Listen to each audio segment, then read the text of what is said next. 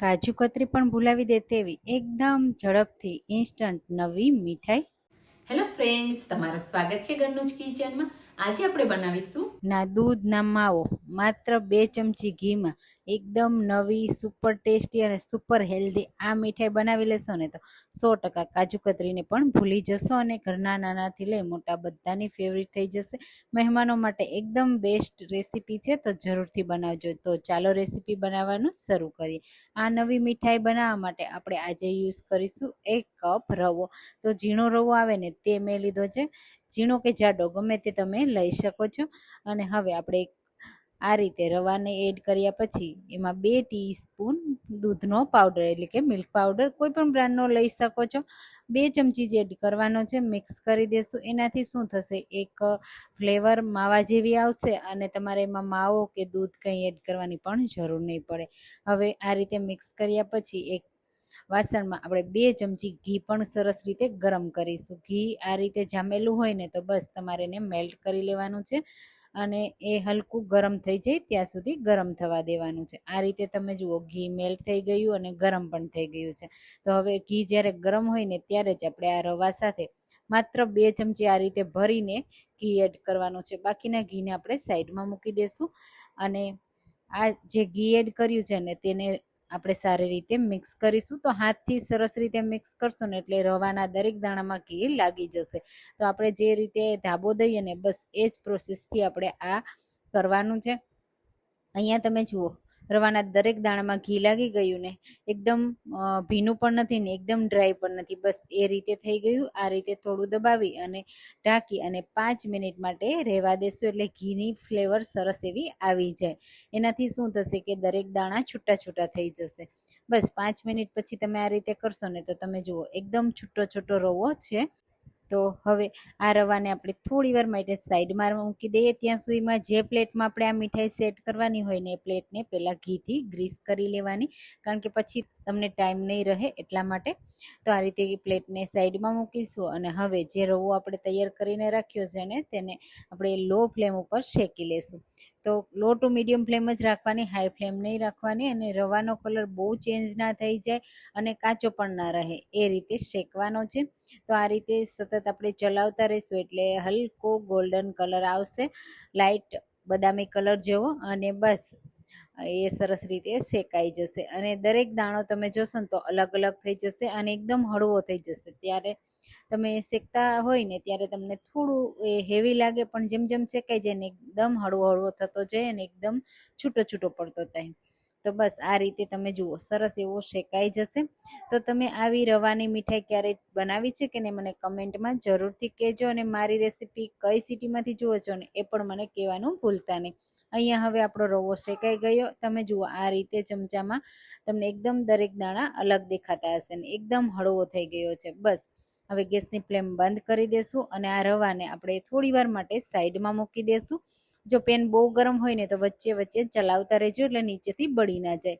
હવે બીજી એક પેનમાં 1/4 કપ પાણી લેશું અને અડધો કપ ખાંડ એડ કરીશું. તો હું અહીંયા અડધો કપ એડ કરું છું, તમે પોણો કપ સુધી પણ એડ કરી શકો છો જો તમને વધારે ગળ્યું પસંદ હોય, મીઠાશ પસંદ હોય ને તો. હવે આપણે ખાંડ સરસ રીતે મેલ્ટ થઈ જાય ને ત્યાં સુધી સતત આ રીતે ચલાવતા રહીશું. થોડી જ વારમાં તમે જોશો પાણી ગરમ થશે ને એટલે ખાંડ મેલ્ટ થવા લાગશે અને સરસ એવી ખાંડ મેલ્ટ થઈ જાય ને એટલે બસ આપણે આ જે ચાસણી છે ને એ તૈયાર થઈ જશે. આપણે આમાં કોઈ પણ એક તારની ચાસણી કે 2 તારની કે 1.5 તારની ચાસણી તૈયાર કરવાની જરૂર નથી. માત્ર આ રીતે ખાંડ મેલ્ટ થઈ જવી જોઈએ અને બસ 1 જ મિનિટ માટે પછી આ ચાસણીને આપણે ઉકાળવાની છે. તો અહીંયા સરસ રીતે હવે ખાંડ મેલ્ટ થઈ ગઈ છે. તો આપણે 1 મિનિટ માટે ચાસણીને ઉકાળી લઈએ. તો તમે જુઓ નીચેથી આ રીતે તમને બબલ્સ થતા દેખાતા હશે. બસ આ રીતે થવા લાગે ને એટલે તમારે ચેક કરી લેવાની. આ રીતે અંગૂઠાને આંગળીની મદદથી આપણે ચેક કરીએ ને તો હાથમાં બસ આપણે ચીકણું લાગવું જોઈએ, એક પણ તાર કે અડધો તાર પણ બનવો ના જોઈએ. બસ ત્યાં સુધી જ આપણે લેવાનું અને પછી ગેસની ફ્લેમ એકદમ લો કરી દેવાની. પછી થોડો થોડો રવો એડ કરવાનો જે આપણે શેકીને રાખ્યો છે ને તે. તો હું અહીંયા આ રીતે ચમચાની મદદથી થોડો થોડો એડ કરું છું, મિક્સ કરતા જશું. એના લીધે શું થશે કે એમાં કોઈ પણ જાતના લમ્સ નહીં બને અને સારી રીતે મિક્સ પણ થઈ જશે. હવે બાકીનો પણ આ રીતે થોડો થોડો એડ કરતા જશું અને મિક્સ કરતા જશું. તો અહીંયા તો મેં 1 કપનો જ બનાવ્યો છે, તમે એને પરફેક્ટ જો વધારે બનાવવા માંગતા હોય ને તો તમારે એ રીતે માપ કરી અને બનાવવાનું અને આ રીતે મિક્સ કરતો જવાનો. અહીંયા હવે જો તમે ગેસની ફ્લેમ બંધ કરી દો ને તો પણ ચાલે, અને જો તમે ગેસની ફ્લેમ ચાલુ રાખતા હોય ને તો ગેસની ફ્લેમ એકદમ લો રાખવાની, જેથી ચાસણી છે ને એ વધારે હાર્ડ ના થઈ જાય. અહીંયા રવો છે ને તરત જ આ રીતે મિક્સ થઈ જશે અને ફૂલી પણ જશે. તો અહીંયા કોઈ પણ જાત આપણે દૂધ એડ કરવાની પણ જરૂર નથી. ઠંડુ થયા પછી પણ આ મીઠાઈ બિલકુલ છે ને એ કડક નહીં થઈ જાય એની ગેરંટી. હવે અહીંયા મેં ફ્લેવર માટે થોડો એલચી પાવડર એડ કર્યો છે, મિક્સ કરી દેશું અને તરત જ ગેસની ફ્લેમ બંધ કરી અને બસ 1 મિનિટ માટે આ રીતે ચલાવતા રહેશું. તમે જુઓ તરત જ આ રીતે પેનથી અલગ થવા લાગશે. બસ આ રીતે અલગ થઈ જાય ને એટલે આપણે જે પ્લેટ તૈયાર કરી છે ને એમાં તરત જ આ મિક્સરને એડ કરી દેશું. અને પછી આ જે પ્રોસેસ છે ને થોડી સ્પીડમાં કરવાની અને સેટ પણ તરત જ કરી દેવાનું. તો ઉપરથી તમને જો ડ્રાય લાગે ને તો તમારે શું કરવાનું કે એમાં ચમચીમાં ઘી લગાવી દેવાનું અને પછી ચમચીની મદદથી સ્પ્રેડ કરવાનું, વાટકાની મદદથી સ્પ્રેડ કરી શકો છો.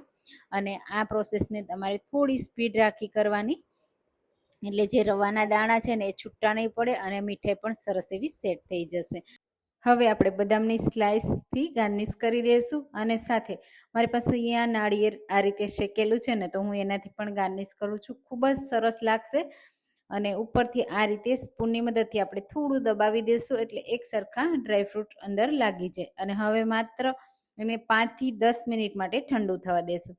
જો ઠંડુ બહુ વધારે થઈ જશે ને તો કટ કરવામાં તમને મુશ્કેલી આવશે, એટલે મેં એને 10 મિનિટ ઠંડુ કર્યું અને પછી આ રીતે કટ લગાવી દેશું. તમે મનગમતા શેપમાં કટ કરી શકો છો. હું અહીંયા કાજુ કતરીના શેપમાં કરું છું, તો ડાયમંડ કટ આપી દેશું આપણે એમાં. તમે જુઓ કેટલી સોફ્ટ છે.